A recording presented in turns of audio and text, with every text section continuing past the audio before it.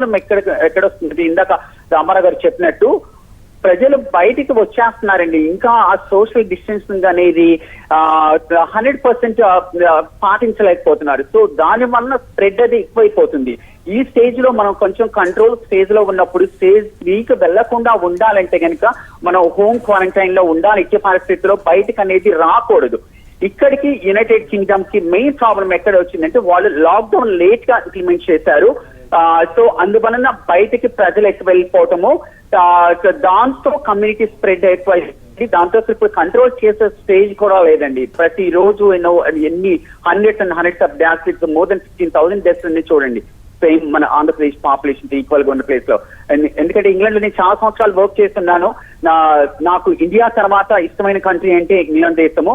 అక్కడ ఇన్ని thousands of deaths జరుగుతున్నాయి అంటే చాలా చాలా బాధగా ఉంది. దానిలో మెయిన్ ఇంపార్టెంట్ థింగ్ ఏంటంటే వాళ్ళు లేట్ గా లాక్డౌన్ ఇంప్లిమెంట్ చేశారు. వేరే మనం సేఫ్ సైడ్ ఎలా ఉన్నామంటే ఎర్లీగా లాక్డౌన్ ఇంప్లిమెంట్ చేయడం, అది నెంబర్ 1. నెంబర్ 2, లాక్డౌన్ ని మనం కంటిన్యూ చేయటం. సెకండ్ లాక్డౌన్ కూడా ప్రైమ్ మినిస్టర్ గారు డెసిషన్ తీసుకుని కంటిన్యూ చేయడం అనేది చాలా మంచి స్టెప్ అది. బట్ ప్రజలు పాటించాలి. మెయిన్ ఇంపార్టెంట్ థింగ్ ప్రజలు పాటించినప్పుడే. ఏమనుకుంటున్నారంటే మనది పర్వాలేదు, మనది అంత ఫాస్ట్ గా ఇది అవ్వట్లేదు కదా, it's not like United states, United Kingdom, Italy, Spain లాగా కాదు, మన ఓకే అని ప్రజల్లో ఆ ఇది అంటే మైండ్ సెట్ వాళ్ళు బయటకు వచ్చేస్తారండి. అలా మన సేఫ్ అని అనుకోవటానికి లేనే లేదు. వన్స్ రిసర్జెన్స్ వచ్చిందంటే మన ఇండియాలో, మన స్టేట్స్ లో కానీ ఇండియాలో కానీ కంట్రోల్ చేయడం అనేది వెరీ వెరీ డిఫికల్ట్ అండి. మనకు అన్ని రిసోర్సెస్, మనం ఎంత జాగ్రత్తగా ఉన్నా, ఎన్ని రిసోర్సెస్ మనం అన్ని ఎక్వైర్ చేసుకున్నా, బట్ దట్స్ నాట్ ఇనఫ్ అండి. వన్స్ రిసర్జెన్స్ ఎక్కువైపోయి కమ్యూనిటీలోకి స్ప్రెడ్ అయ్యి లైక్ యూకే లాగా అలా స్ప్రెడ్ అవుతుంది. సో ప్రస్తుతానికి ఆ పరిస్థితి లేదు. But it same time relax అవ్వడానికి లేదు. ప్రతి వాళ్ళు జాగ్రత్తగానే ఉండాలి. ఎస్పెషల్లీ ప్రజలు మాత్రం చెప్పిన మాట వినాలి. అండ్ గవర్నమెంట్ వాళ్ళు చేసే పనులు వాళ్ళు చేస్తానే ఉన్నారు. ఇంకా నెంబర్ ఆఫ్ టెస్టింగ్ అది కూడా ఇంక్రీజ్ చేసుకుంటే మనం ఎర్లీగానే. డాక్టర్ గారు మీరు చెప్పినట్టుగానే జనంలో అవేర్నెస్ అయితే రావాల్సిన అవసరం ఉంది. కానీ చాలా మంది తమకు పాజిటివ్ ఉన్నా గుర్తించలేకపోతున్నారా? కేసెస్ ఇలా టెస్టింగ్ చేసేటప్పుడు మాత్రమే కేసెస్ వెలుగులోకి వస్తున్న పరిస్థితి. ఈ లోపలే వారు ఒక చైన్ గా మరికొంతమందికి వ్యాపింపు చేసిన పరిస్థితి కూడా చూస్తున్నాం. సో ఇలాంటి వాటికి ఎలాంటి చర్యలు చేపట్టాలంటారు? అంటే ఇప్పుడు బయట చూస్తుంటే ఇప్పుడు మా హాస్పిటల్స్ తీసుకుంటే టెర్షియరీ రిఫరల్ హాస్పిటల్ అండి. మేము ట్రయాజ్ పెట్టాం బయట హాస్పిటల్ బయట. వన్స్ ఎవరు వచ్చినా సరే విత్ రెస్పిరేటరీ సింటమ్స్ కానీ కోవిడ్ లైక్ సింటమ్స్ వచ్చినప్పుడు ముందు ట్రయాజ్ చేసి అక్కడ డాక్టర్, నర్సెస్ దాన్ని కన్సల్టెంట్ కి ఇన్ఫార్మ్ చేస్తారనమాట. రియల్ గా COVID-19 సింటమ్స్ లాగా అనిపిస్తే కనుక మేము గవర్నమెంట్ హాస్పిటల్ కి రిఫర్ చేస్తున్నాము. Non COVID-19 and other emergencies అని టేకప్ చేస్తున్నాము. సో మీ గత 2 weeks నుంచి చూస్తుంటే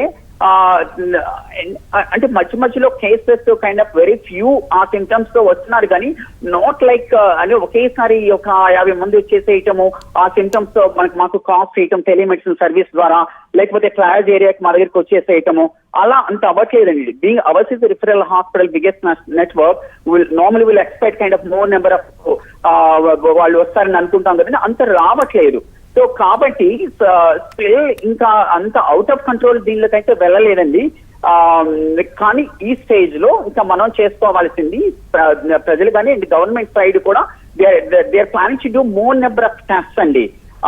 అంటే ఎవరికి టెస్ట్ చేయాలంటే ఇట్స్ జస్ట్ అంటే కాంటాక్ట్స్ వాళ్ళనే కాకుండా క్లోజ్ కాంటాక్ట్స్ అందరినీ ఎట్లాగో టెస్ట్ చేయటము, కమ్యూనిటీలో ఒకవేళ ఏమాత్రం సింటమాటిక్ గా ఉంటే వాళ్ళని టెస్ట్ చేయటము, COVID-19 లైక్ సింటమ్స్ అంటే వెదర్ ఇట్స్ అప్పర్ రెస్పిరేటరీ అంటే ఫీవర్, కోల్డ్, కాఫ్, సోర్ చోటు ఉన్నా, అలాగే లోయర్ రెస్పిరేటరీ అంటే నిమోనియా లైక్ అంటే కొంచెం ఆయాసం, శ్వాస అట్లా ఉండి ఫీవర్, కాఫ్ ఉన్నా డెఫినెట్ గా టెస్ట్ చేయాలి. సో ఎంత వీలైతే అంత నెంబర్ ఆఫ్ టెస్ట్ మనం చేసుకుంటే అండి దెన్ మనం ఎర్లీగా ఐడెంటిఫై చేయటము, వాళ్ళని టెస్ట్ చేసి మన పాజిటివ్ అయితే కనుక వాళ్ళని ఐసోలేట్ చేసి వాళ్ళని ట్రీట్ చేస్తే కనుక ఈ క్రైసిస్ నుంచి బయటపడటానికి ఛాన్స్ ఉందండి.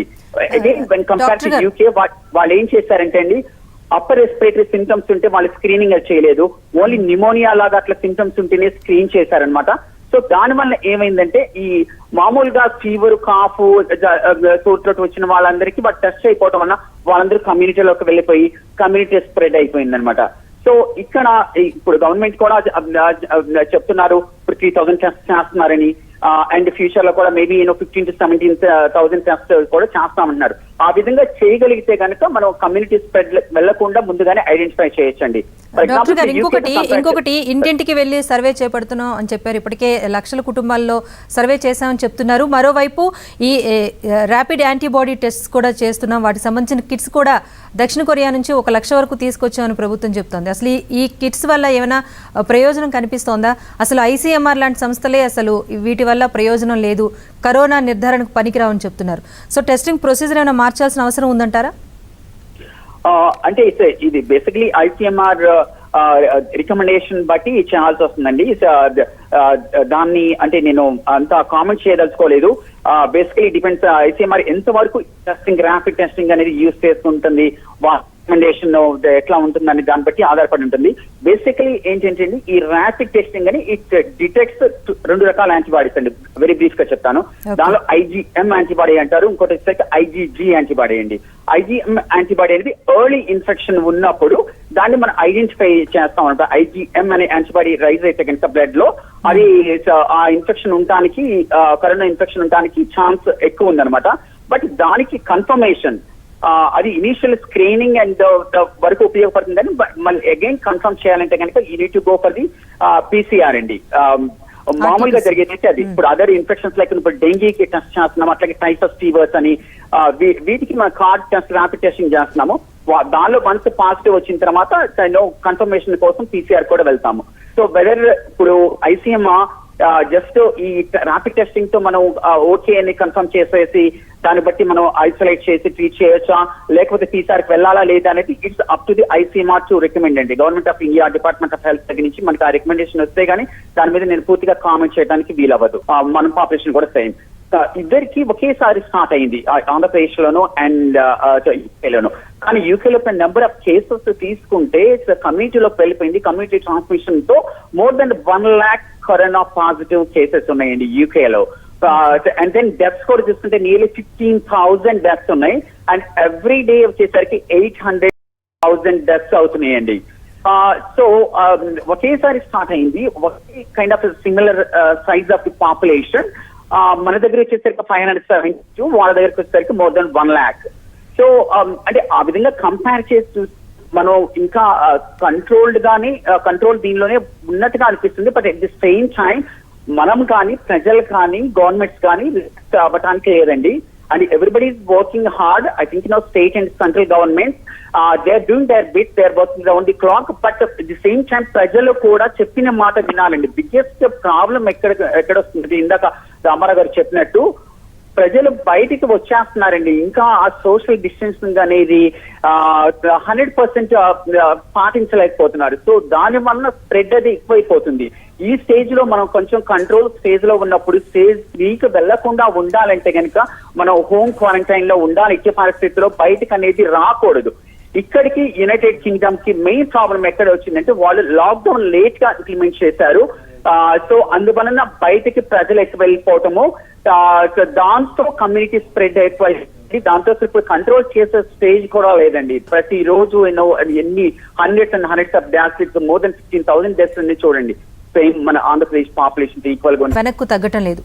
మే తర్వాత ఎవరి పని వారు చూసుకోవాలని చెబుతున్నారు ప్లేస్ లో. ఎందుకంటే ఇంగ్లాండ్ లో నేను చాలా సంవత్సరాలు వర్క్ చేస్తున్నాను. నాకు ఇండియా తర్వాత ఇష్టమైన కంట్రీ అంటే ఇంగ్లాండ్ దేశము. అక్కడ ఇన్ని thousands and thousands of deaths జరుగుతున్నాయంటే చాలా చాలా బాధగా ఉంది. దానిలో మెయిన్ ఇంపార్టెంట్ థింగ్ ఏంటంటే వాళ్ళు లేట్ గా లాక్డౌన్ ఇంప్లిమెంట్ చేశారు. వేరే మనం సేఫ్ సైడ్ ఎలా ఉన్నామంటే ఎర్లీగా లాక్డౌన్ ఇంప్లిమెంట్ చేయడం, అది నెంబర్ 1. నెంబర్ 2 లాక్డౌన్ ని మనం కంటిన్యూ చేయడం. సెకండ్ లాక్డౌన్ కూడా ప్రైమ్ మినిస్టర్ గారు డెసిషన్ తీసుకుని కంటిన్యూ చేయడం అనేది చాలా మంచి స్టెప్ అది. బట్ ప్రజలు పాటించాలి. మెయిన్ ఇంపార్టెంట్ థింగ్ ప్రజలు పాటించినప్పుడే. ఏమనుకుంటున్నారంటే మనది పర్వాలేదు, మనది అంత ఫాస్ట్ గా ఇది అవ్వట్లేదు కదా, it's not like United states, United Kingdom, Italy, Spain లాగా కాదు, మనం ఓకే అని ప్రజల్లో ఆ ఇది అంటే మైండ్ సెట్ వాళ్ళు బయటకు వచ్చేస్తారండి. అలా మన సేఫ్ అని అనుకోవటానికి లేనే లేదు. వన్స్ రిసర్జెన్స్ వచ్చిందంటే మన ఇండియాలో, మన స్టేట్స్ లో కానీ ఇండియాలో కానీ కంట్రోల్ చేయడం అనేది వెరీ వెరీ డిఫికల్ట్ అండి. మనకు అన్ని రిసోర్సెస్ మనం ఎంత జాగ్రత్తగా ఉన్నా, ఎన్ని రిసోర్సెస్ మనం అన్ని ఎక్వైర్ చేసుకున్నా, బట్ దట్స్ నాట్ ఇనఫ్ అండి. వన్స్ రిసర్జెన్స్ ఎక్కువైపోయి కమ్యూనిటీలోకి స్ప్రెడ్ అయ్యి లైక్ యూకే లాగా అలా స్ప్రెడ్ అవుతుంది. సో ప్రస్తుతానికి ఆ పరిస్థితి లేదు. But it same time relax అవ్వడానికి లేదు. ప్రతి వాళ్ళు జాగ్రత్తగానే ఉండాలి. ఎస్పెషల్లీ ప్రజలు మాత్రం చెప్పిన మాట వినాలి. అండ్ గవర్నమెంట్ వాళ్ళు చేసే పనులు వాళ్ళు చేస్తానే ఉన్నారు. ఇంకా నెంబర్ ఆఫ్ టెస్టింగ్ అది కూడా ఇంక్రీజ్ చేసుకుంటే మనకి మనం ఎర్లీగానే డాక్టర్ గారు మీరు చెప్పినట్టుగానే జనంలో అవేర్నెస్ అయితే రావాల్సిన అవసరం ఉంది. కానీ చాలా మంది తమకు పాజిటివ్ ఉన్నా గుర్తించలేకపోతున్నారా? కేసెస్ ఇలా టెస్టింగ్ చేసేటప్పుడు మాత్రమే కేసెస్ వెలుగులోకి వస్తున్న పరిస్థితి. ఈ లోపలే వారు ఒక చైన్ గా మరికొంతమందికి వ్యాపింపు చేసిన పరిస్థితి కూడా చూస్తున్నాం. సో ఇలాంటి వాటికి ఎలాంటి చర్యలు చేపట్టాలంటారు? అంటే ఇప్పుడు బయట చూస్తుంటే ఇప్పుడు మా హాస్పిటల్స్ తీసుకుంటే టెర్షియరీ రిఫరల్ హాస్పిటల్ అండి. మేము ట్రయాజ్ పెట్టాం బయట హాస్పిటల్ బయట. వన్స్ ఎవరు వచ్చినా సరే విత్ రెస్పిరేటరీ సింటమ్స్ కానీ కోవిడ్ లైక్ సింటమ్స్ వచ్చినప్పుడు ముందు ట్రయాజ్ చేసి అక్కడ డాక్టర్ నర్సెస్ దాన్ని కన్సల్టెంట్ కి ఇన్ఫార్మ్ చేస్తారనమాట. రియల్ గా COVID-19 సింటమ్స్ లాగా అనిపిస్తే కనుక మేము గవర్నమెంట్ హాస్పిటల్ కి రిఫర్ చేస్తున్నాము. Non COVID-19 and other emergencies అని టేకప్ చేస్తున్నాము. సో మీ గత 2 weeks నుంచి చూస్తుంటే